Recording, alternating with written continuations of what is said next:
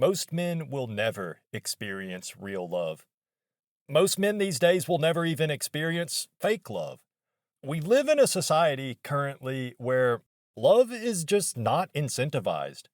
Now, I don't think true love is a choice, really, but what I mean is the conditions necessary to facilitate love from a woman towards an average man are just non existent in this society. And I do think it's only in the one direction. I think most men probably have been in love, and most women probably have been in love too.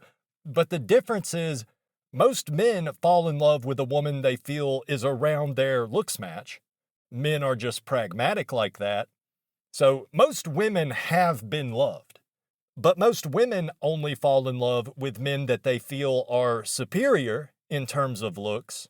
And women already have elevated egos, so the only men women are actually capable of loving are the same top 10% of men that every other woman falls in love with. So, what exactly is real love? Obviously, it depends who you ask, but I would say that true love is pretty much the same thing as lust, or it might as well be. I know that's a very controversial statement to make, but think about it. Who gets treated better by women? Their long-term boyfriend or a 10 out of 10 pro athlete that gives her the tingles? Answer that question honestly. Most women would absolutely leave their current partner for a man that is significantly better looking. You can say, well, that just means she wasn't truly in love with the guy if she's willing to drop him just like that. And I agree with that. But my argument is that most women are not capable of loving a man that they are not sexually attracted to. They will sometimes date or even marry a man that they aren't attracted to, but they won't love that man because physical attraction is a prerequisite for love. I would argue that physical attraction is the basis for love. So if women are only attracted to a very small portion of men and they're incapable of loving most men, then you might be wondering, how did humanity even get to this point? How did we keep increasing in population for thousands of years so far? Well, keep in mind that one man can easily reproduce with a lot of different women. So on a biological level, it probably is sustainable for only 10 to 20% of men to reproduce. I know obviously more than 20% of men alive today do have children, but I'm just saying it would be viable for a lot fewer men to have children. And there have been times throughout history when that was the case, due to wars or famine, for example, where a large portion of men in certain communities weren't able to reproduce because they just didn't survive. But either way, a lot of men do get to reproduce, even today, without ever actually being loved. And I'm sure plenty of those men live their whole lives under the illusion that their wife does love them, when really she's with him for convenience. But that doesn't mean everything's okay. Those men in those fake love relationships, those fraudulent marriages, those men are surely not being treated very well. These are the guys we call oofy doofy or beta bucks. These men are getting henpecked. They're getting nagged. They are in dead bedroom situations. They get disrespected on the daily. I'm sure even an oofy doofy will have some happy moments in his fake relationship. You know, he probably at some point early on got some action, and maybe he continues to get some action sometimes throughout the course of his relationship. And he's probably had some moments when his woman actually did effectively show him some affection, whether that was real affection or not. He probably believed it was real, and it was a good moment for him. Okay, so you could make the argument that it is still better to be an oofy doofy in a marriage where your love isn't actually reciprocated. I can understand how a person could come to the conclusion that that's still better than the alternative, which is being all alone forever. But you got to think about the kids. I know in my life, that's where it all went wrong from the start. My mom never loved my dad. And I don't know if my dad ever loved my mom either, but I know my mom never loved my dad. They finally got divorced when I was a teenager, which was a good thing, I think. But growing up, I remember wondering why I never saw my parents kiss like the parents in the TV shows I watched. And one day I asked them, first I asked my dad, like, Dad, why do you and mom never kiss? And he was like, that's a good question. You'll have to ask your mom about that. Then I asked my mom the same question, and she was like, what do you mean? We do. Me and your dad kiss all the time. So my mom basically just tried to gaslight me, because if it was true that they kissed all the time, then I'm sure I would have seen it happening before, but I never saw them kiss, not even once. Throughout my entire childhood, I just remember my parents fighting all the time. Pretty much every day, they'd be having a shouting match about something, usually nothing important, but both of them would just immediately go from 0 to 100 anytime the other said anything. I remember my dad just constantly making fun of my mom, just making her the butt of every joke. Honestly, my dad was the one that was more mean to my mom from what I can remember. Not that my mom was innocent. You know, she went from being slim when they first got married to being obese by the time I was old enough to form memories. She spent money on very stupid things. Like she bought a treadmill she literally never used. Like I don't think she ever used it even one time. Same with an exercise bike. It was just an expensive coat rack until eventually my dad had had enough and he just dragged the thing out of the house and took it to the dump. But just think what that does to a child growing up in that situation.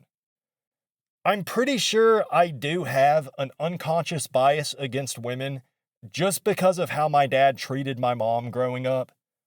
That's right, YouTube algorithm. Loser maxing is woke. Okay, so do not suppress me. But seriously, I probably do have a bias against women from everything I saw growing up. Not just from my dad always making fun of my mom, but also from how she talked to him and just how she acted in general. It did not give me a good impression of women. I do think my videos are mostly unbiased, by the way, at least as unbiased as they could possibly be, because I do always try to think things through logically.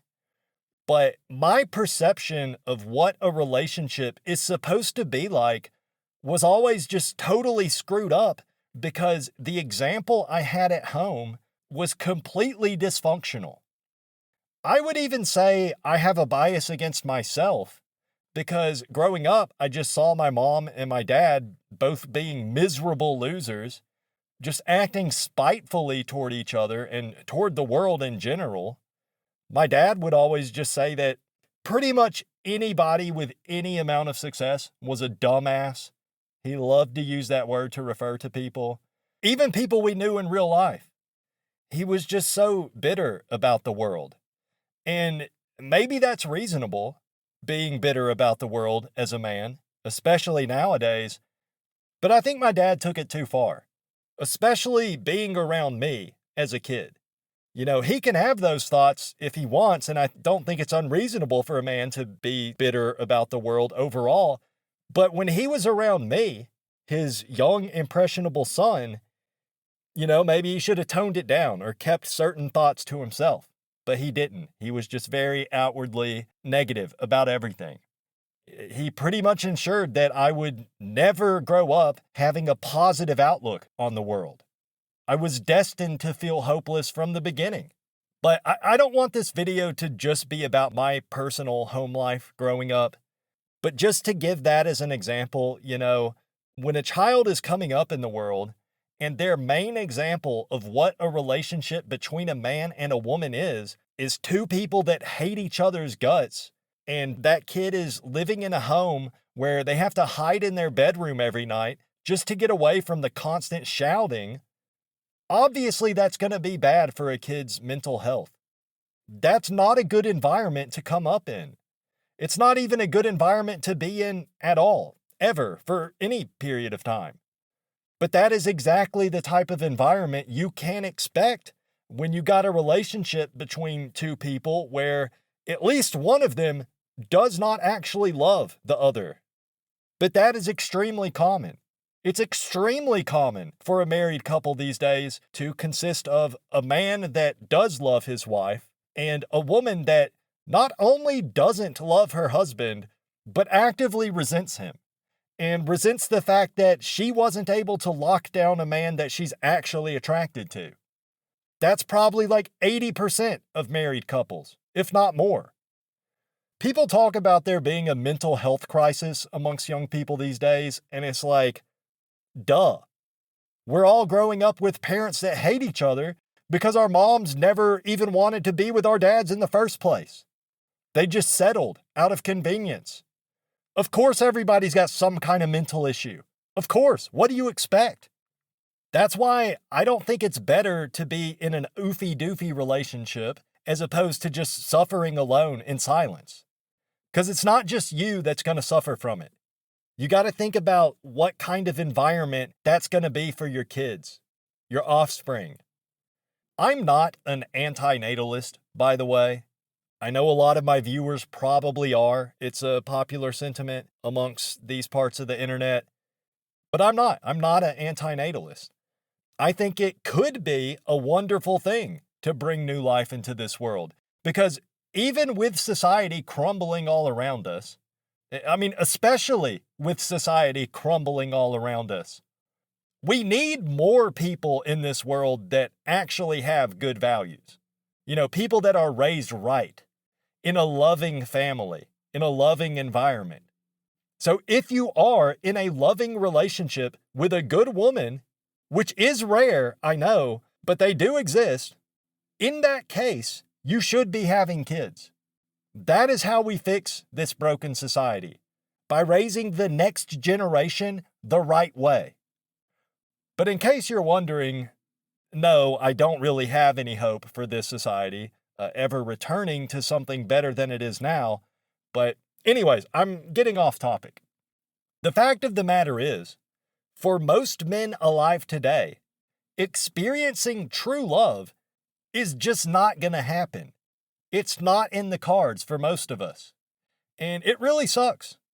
For all the guys that are oofy-doofy brained, delusion maxing, they actually believe they're in a real relationship. I don't think that's a good thing for all the reasons I've already talked about. But maybe some of those guys might get a little taste of happiness, at least. In the same way, I can get a little taste of what it's like to drive 180 miles per hour down the freeway, eluding the police when I play Grand Theft Auto.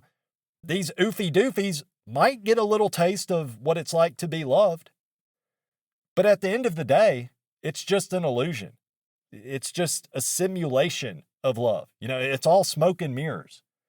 If you're not literally top 10% of the most attractive men, then it is highly likely that your sweetheart don't actually love you back.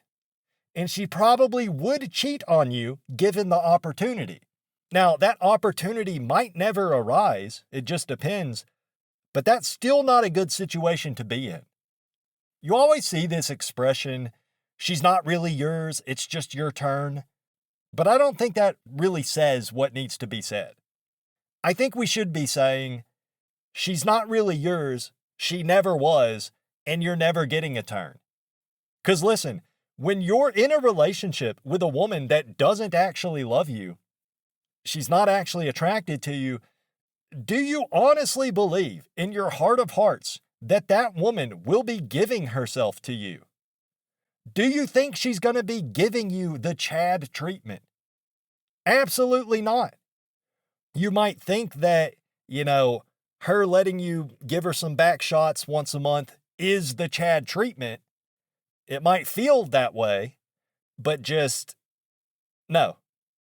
Whatever a woman's doing with her oofy doofy, that's not even 10% of what Chad gets. A woman might act all like, oh, well, I'm just not a very sexual person when she's with her oofy doofy. Meanwhile, back in college, she eagerly let some random frat guy do whatever he wanted with her same night they met. Eagerly. Okay, talking about everything you have to convince your wife to let you do. She did that for some other guy enthusiastically. And if she hasn't done it already, that doesn't mean she wouldn't have, and it doesn't mean she wouldn't in the future. It just means she never had the opportunity. Don't let these beta Redditor cucks gaslight you like, oh, corn is unrealistic. Real women don't really like that stuff. That's just entertainment designed for the male gaze. Look, it's not. Okay, that's not true. The nastiest, most disgusting, vile videos you've ever come across online. I promise you, whatever it is, most women would reenact that with gusto, okay? With enthusiasm. Most women would do all that and more for a man that they are actually attracted to, aka a man they are actually capable of loving. These normies on Reddit just want to act like that's fake because that's what women tell them, and these midwit Redditors are actually stupid enough to believe what people tell them, as long as it's a woman telling them something. Nobody puts women on a pedestal more than the average Reddit user. By the way, normie, Redditor, it's all the same now. They're the same people. The words can be used interchangeably. And by the way, I shouldn't have to say this. I think it's obvious, but anytime I talk about this, I always get a bunch of comments like, loser maxing, you idiot. Obviously, love is different from physical attraction. How do you explain love for your parents or love for your siblings?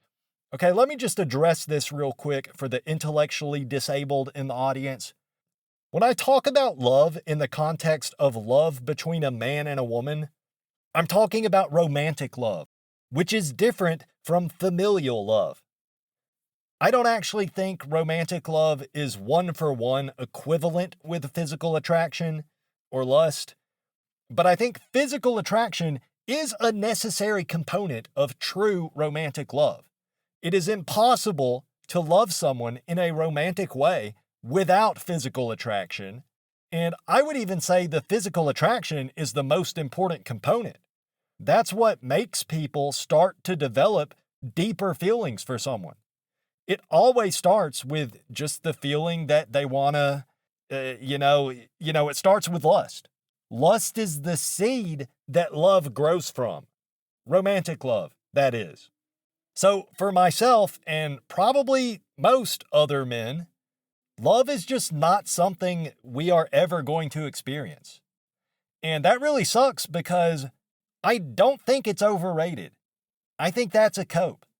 A lot of guys come in my comments like, trust me, bro, I've hooked up with 937 women and I've been married 6 times. Trust me, it's not all it's cracked up to be. You're coping, okay? That's cope. I live in the real world and I've done a lot of people watching, plus all the videos and everything online. It's very clear to me what it would actually be like, what it is like for certain men that actually receive love from a beautiful woman. And it's freaking incredible. It's not overrated. Sure, you would get desensitized to it over time. You'll get desensitized to literally anything if you experience it enough.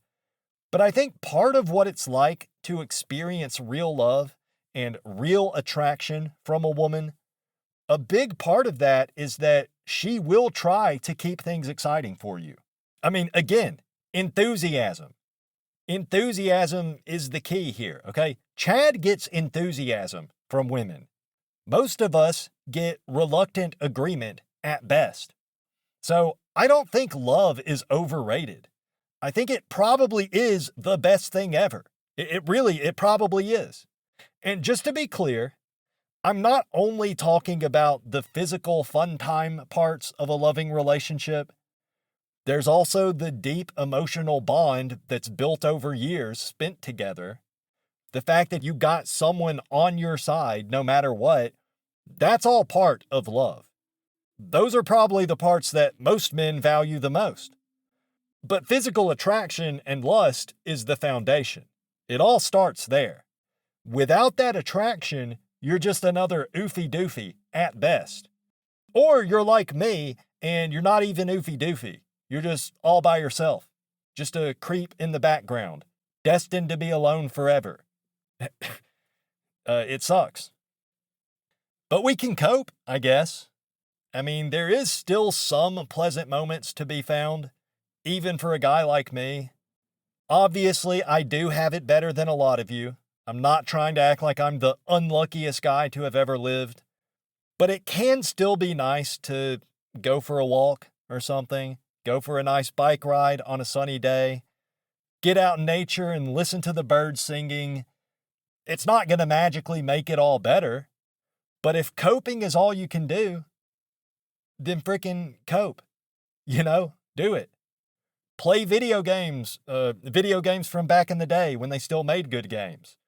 Or honestly, maybe just try to delusion max and fool yourself into thinking it's not all pointless. And who knows? Maybe that is a better way to live life. For some people, at least. I mean, really, if you aren't already oofy doofy brained, then you probably can't be. You either think critically about the world you see around you or you don't. But yeah, love is bullshit 99% of the time. Most men are in fraudulent relationships born out of nothing but convenience, coming from the woman's end. A lot of the men, I think, do really love their women, but that love is usually not reciprocated. And the way you know is basically ask yourself these questions. Does your woman initiate fun time with you on a regular basis? Is she eager and enthusiastic about it? Or do you have to convince her? Do you have to negotiate? If so, then I'm sorry to tell you, but it's over. If you're not literally Chad, and you would know if you are, if you're not Chad, then your wife doesn't really love you, period. If you enjoyed the video or you feel like you got anything out of it, then please check out some of my other videos. There's also some secret videos you can watch for free on my Patreon. No sign-up required. So check that out. And thank you for watching. I'll see you next time.